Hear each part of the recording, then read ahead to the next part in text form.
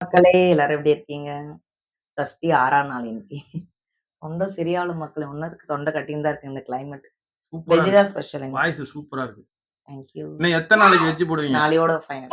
கல்யாணம் திருக்கல்யாணம் நாளைக்கு. அது டேய்னு கூப்பிடுறான் பாரு. என்னங்க சாப்பாடு? வெஜ் தான் வாங்க. என்னங்க? வெஜிடபிள் சாதம். பிரியாணி. வெஜிடபிள் பிரியாணி வச்சுக்கலாம். எப்படியாவது சொல்லிக்கங்க. வாழைக்காய் வறுவல்.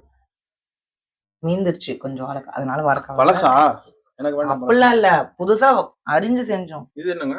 இது பட்டாணி சுண்டல் வெங்காயம் கிரேவி. கடையில வாங்குனதா நம்ம வீட்ல? நம்ம செஞ்சதுதான். அது காம்பினேஷன்.